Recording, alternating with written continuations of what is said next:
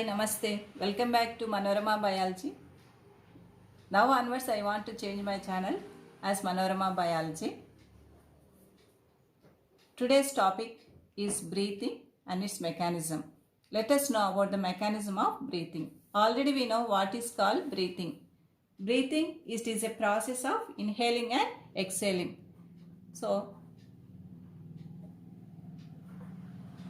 inhaling and exhaling is nothing but breathing. So, breathing is the process of inhaling and exhaling. You know that lungs are the main respiratory organs in human beings. Generally, we can feel the lungs when they are in action. Suppose if you keep your hand on the chest, you can observe some changes. What are the observations you can find when you keep your hand on the chest? So everybody try to keep your hand on the chest and observe what are the changes taking place in the chest. First thing we can observe that the chest cavity increases, and we can also say that it moves upwards and outwards. The chest cavity moves upwards and outwards. How these changes are taking place, let us know. You know that during the breathing process we take in air, and after some time immediately we leave the air. So lungs are the important organs. How they are helping in this breathing process? Lungs themselves can neither draw in air nor push air out. There are some structures which helpful in breathing process, especially those are the chest wall muscles,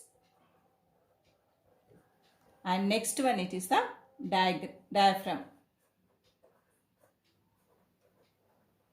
The structures which are helpful in breathing, especially the chest wall muscles and diaphragm.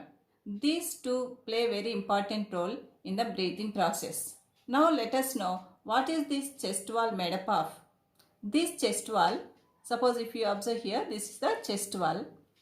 Inside lungs are present. This is the chest cavity. These are the lungs, and these lungs are present in the rib cage. They get protection from the rib cage.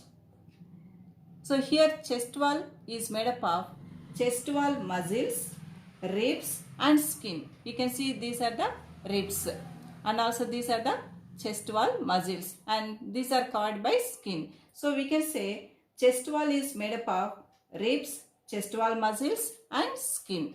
So chest wall is made up of ribs, skin and also chest wall muscles. What about the diaphragm?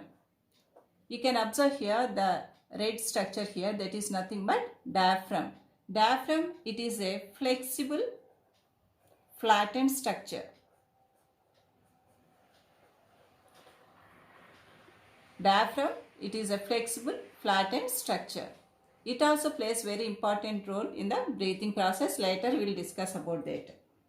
So you know that lungs are in chest cavity. Chest cavity is the airtight chamber. Suppose if any change in the chest cavity takes place, same changes can be seen in the lungs also, because this chest cavity is the airtight chamber, and lungs are also covered by the membranes known as pleura.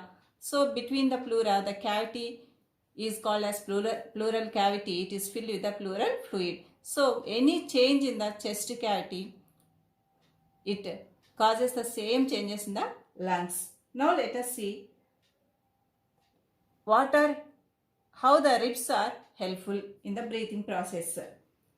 If we observe the ribs, in between two successive ribs, in this diagram you can see these are the ribs. In between the two successive ribs, two sets of intercostal muscles are present.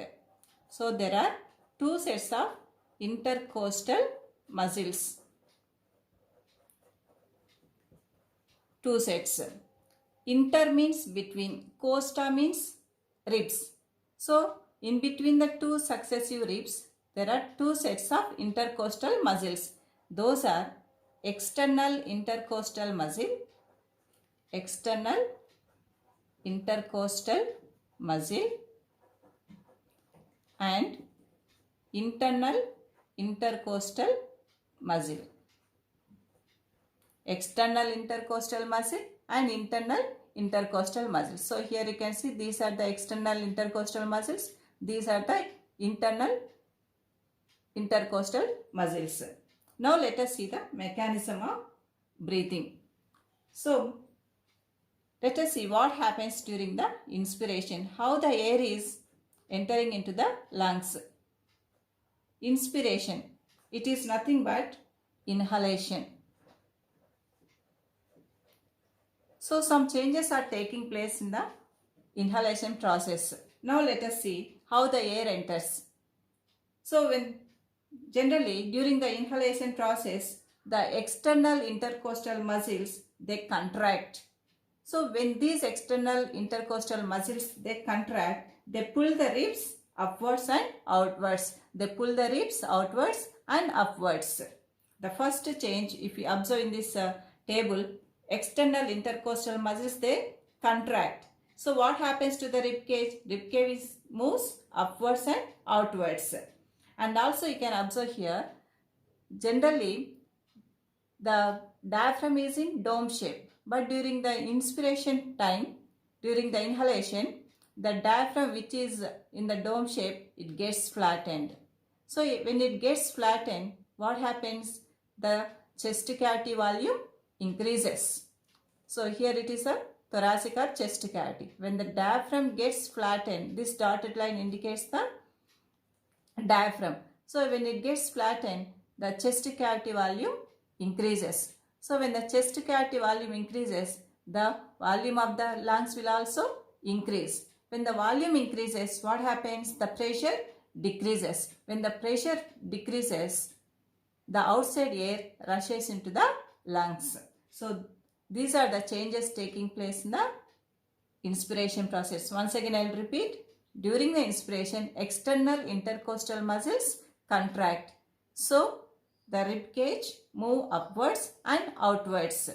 That's why the chest cavity volume increases. When the volume increases, the pressure increases. The pressure decreases. When the pressure decreases, the air from outside enters into the lungs. So these are the changes taking place in the inspiration. And also you might have observed the abdomen wall also moves outwards. Why? Because during the inspiration time, the abdomen muscles, they relax. When the abdomen muscles relax, abdomen moves outwards. Next, during the expiration.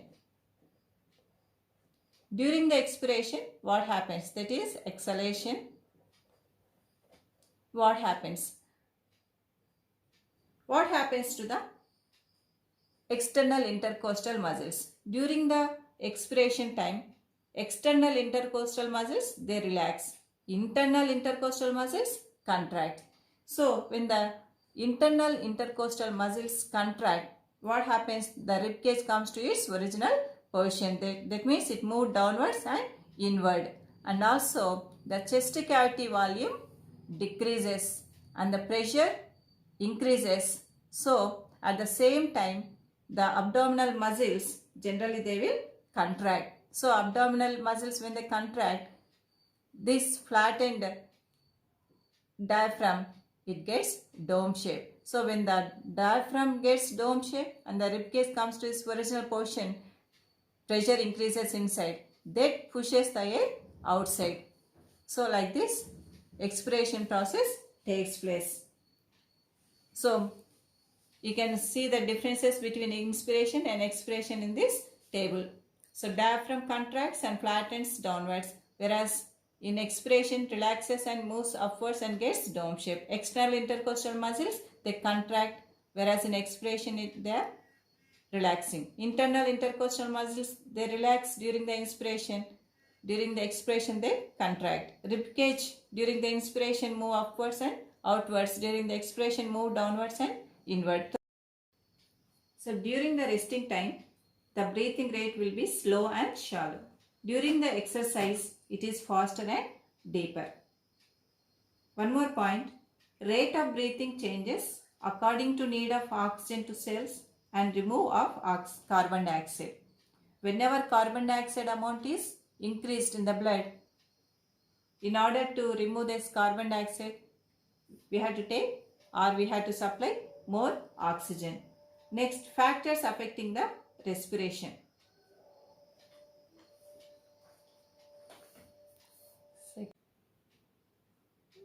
During resting, the rate of breathing is slow and shallow. During exercise, the rate of breathing is faster and deeper. We have to understand rate of breathing changes according to need of oxygen to the cells and removal of carbon dioxide. Then let us know about the factors affecting the respiration. Rise in the carbon dioxide or low oxygen in the blood enhances the breathing rate. Then fall in the blood pH enhances the breathing rate. Rise in the blood temperature, the breathing will be fast. During unexpected pain and also stimulation of pharynx or anything, it decreases the rate of breathing. And one more point you have to remember, what are the centers that control the breathing? So in the brain, so especially in the medulla oblongata, there are centers to control the breathing rate. Generally, these centers in the medulla oblongata, they are stimulated by carbon dioxide concentration in blood. One can control the rate of breathing and the extent of breathing. So we can understand this by seeing this next page, that is the pranayama, the art of breathing. So I request everybody to go through this page, and what is pranayama you have to know.